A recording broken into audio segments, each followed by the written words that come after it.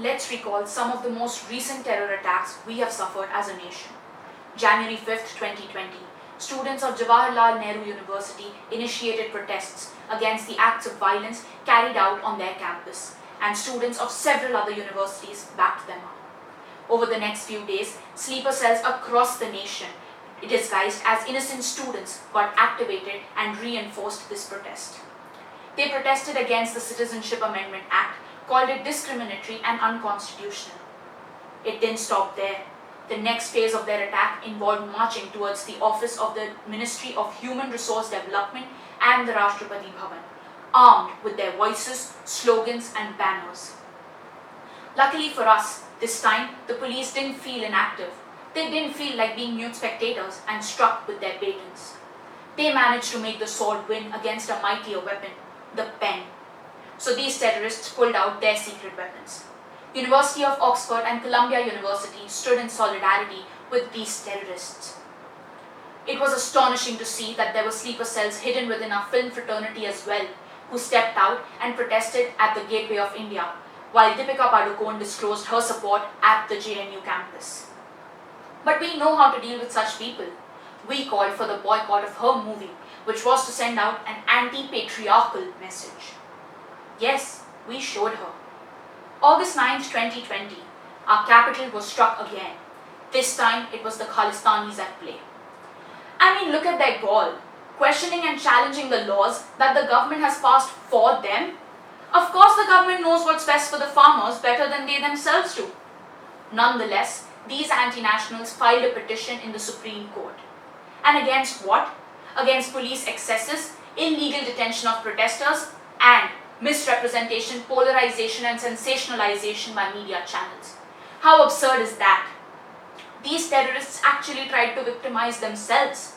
But once again, the police were well equipped with their batons and ammunition to meet their deadly weapons called langar, tractors and bhangra.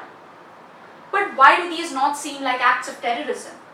Maybe because I remember what I studied in history a couple of years back, and these methods seem almost identical to those used by our forefathers in our struggle for freedom and independence. While civil disobedience and non-cooperation had become a way of life for the father of our nation, the early nationalists adopted the 3 Ps: protests, prayers and petitions. Advancing to the next phase of the Indian national movement, we had the assertives who followed the policy of passive resistance and carried out massive demonstrations to oppose the partition of Bengal while filling the streets with cries of Vande Mataram. So it turns out the ones we deemed as anti-nationals are in fact pure nationalists. So why can't we let students be students? Why can't we let farmers be farmers? Why tag them as anti-nationals and terrorists?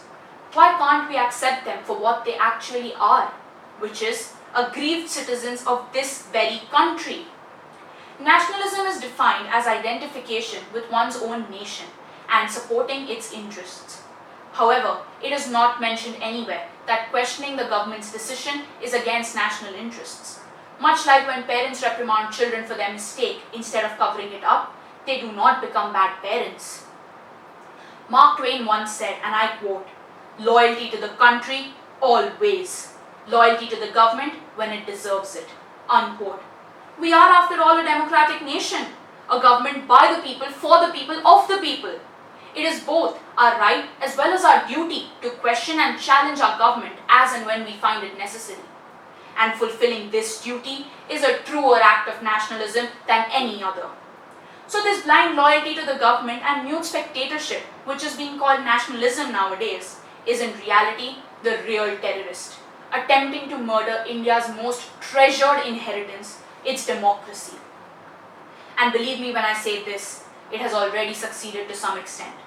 Is this just my opinion? No.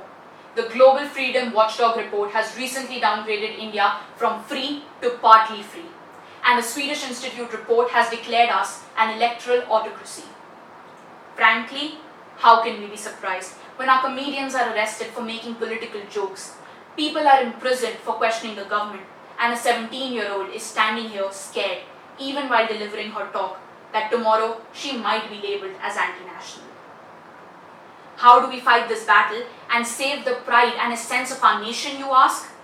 Firstly, by strengthening our judiciary and ensuring that they can be completely independent from the legislature. Secondly, we need our judiciary to keep its head high and take a firm stand for the protection of our constitutional rights. We need stronger laws in place to safeguard our right to protest and to ensure no foul play takes place on the part of the executive. We need it to ensure that we, as citizens of the largest democracy of the world, are provided with the appropriate platforms and devices to voice our concerns and opinions. Lastly, by exercising our fundamental rights and evolving into true nationalists. Thank you very much.